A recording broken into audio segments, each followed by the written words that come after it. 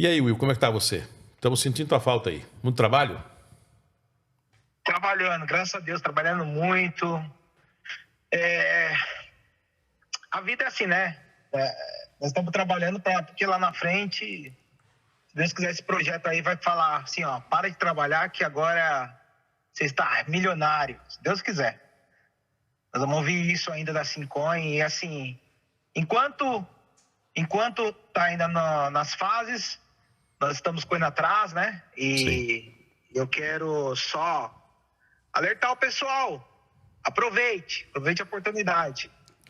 É que nem diz o ditado: o raio não cai duas vezes no mesmo lugar. Então, assim, possa ser que agora é a hora de você mais despertar, trazer as pessoas que você conhece para o projeto, começar a acordar, porque o futuro é esse, né? A última live, o Luiz falou sobre, até aproveitando, o Luiz fez uma pergunta, né, sobre as cripto, como que tá os governos.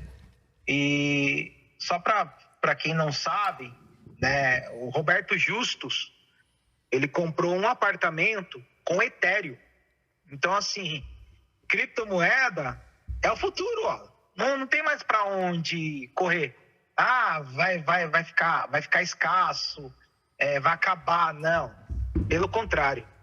É a descentralização que vai vencer, né? Sim, o Roberto, na época, ele tinha um apartamento fora. Até ele fez essa menção num podcast. Ele vendeu em USDT. O USDT é uma moeda pareada no dólar, né? Então, essas moedas como o USDT, o USDC, né, são moedas pareadas em dólar, que você recebe sem sofrer uma volatilidade grande no mercado. Então, são moedas securitizadas, né, pareadas em uma moeda real, né, para cada uma emitida uma moeda. É um pouco diferente, né? Mas você vê como o mercado, né, uma pessoa que não tinha feito operações recebeu isso. Se você fosse vender um imóvel e receber de um estrangeiro aqui no Brasil, você teria que fazer um processo dentro do banco, que passa pelo Banco Central, passa por umas questões de internação do dinheiro, que levaria 30 dias. E se você não comprovar a origem do dinheiro, o dinheiro às vezes retorna ou fica bloqueado. Agora, no mercado cripto, veja a diferença. Foi bom você tocar nesse assunto, Will. Ele recebeu em questão de, vamos dizer, minutos de fazer a operação e transferir.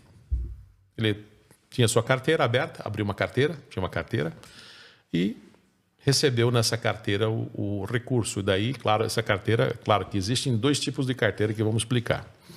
Tem as carteiras frias que você pode receber, das quais, que são as Trust Wallets.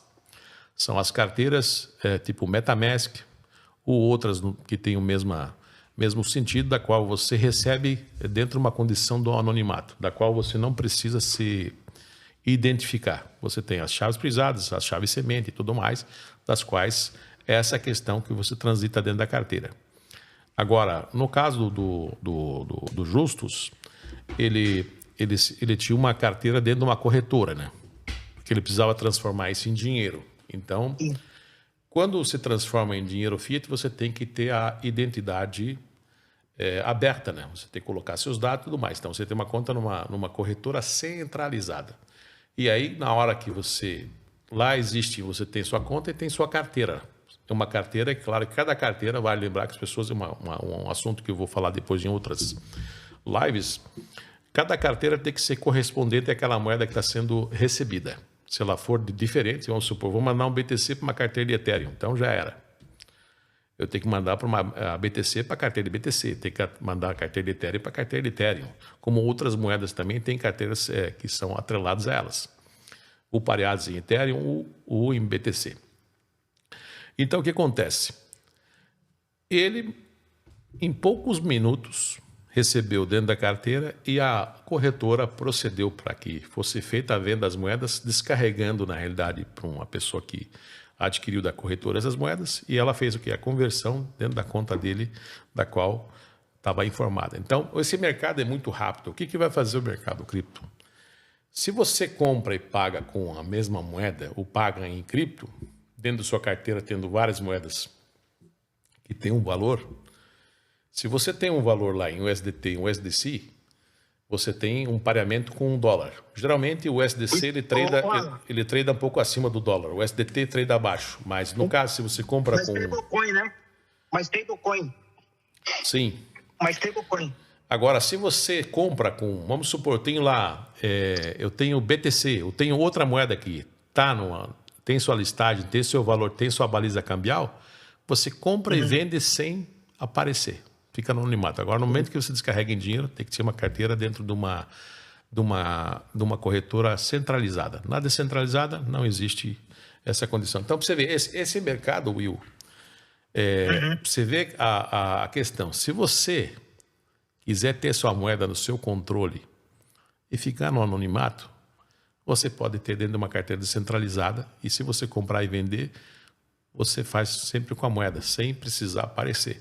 E isso faz com que você tenha o direito de ir e vir com aquilo que lhe pertence sem precisar do intermediário.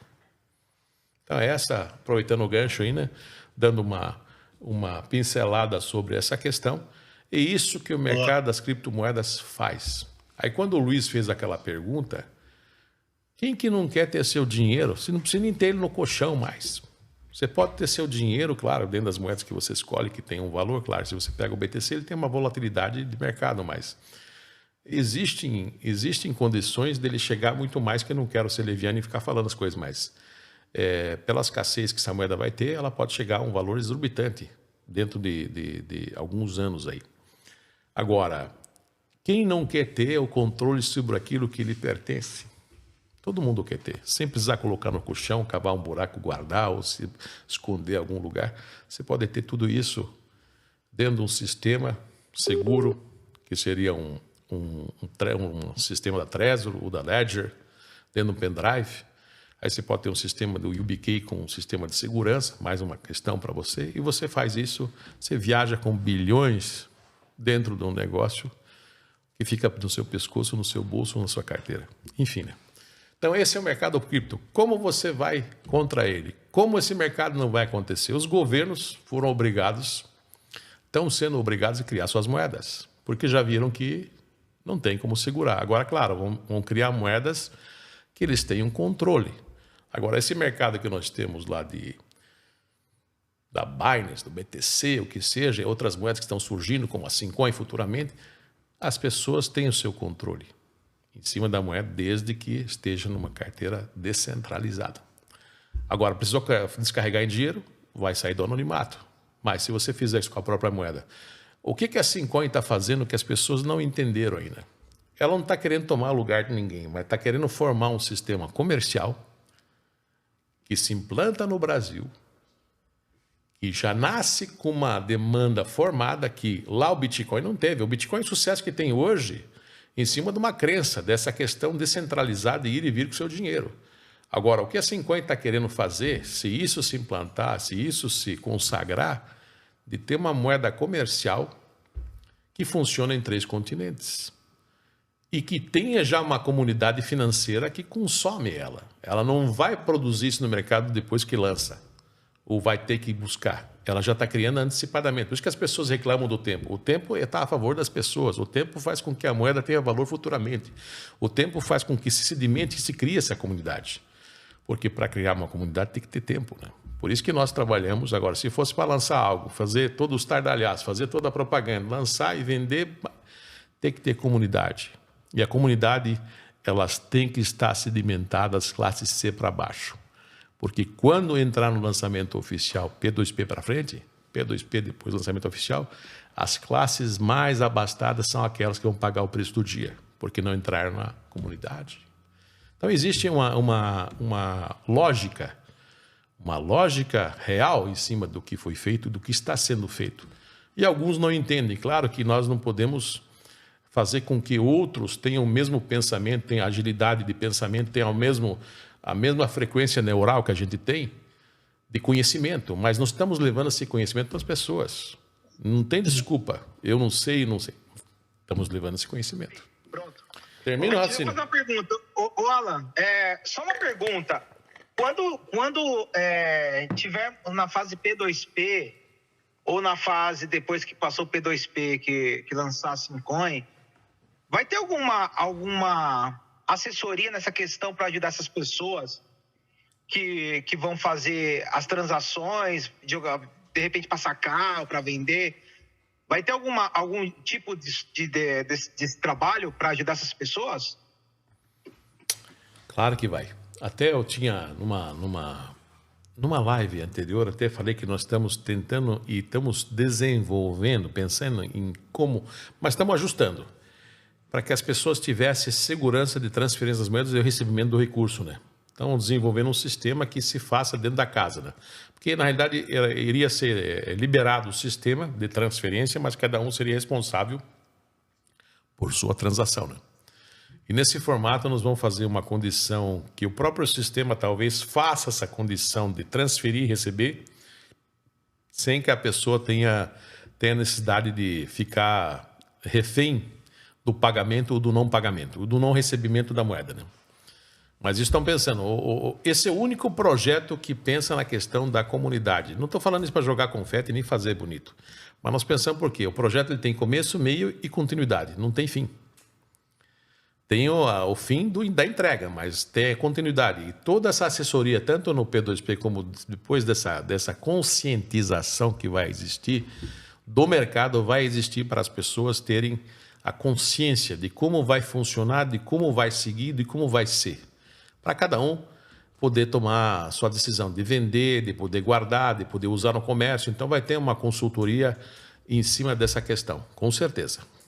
E mais ainda da questão da transação que vai ser feita no P2P.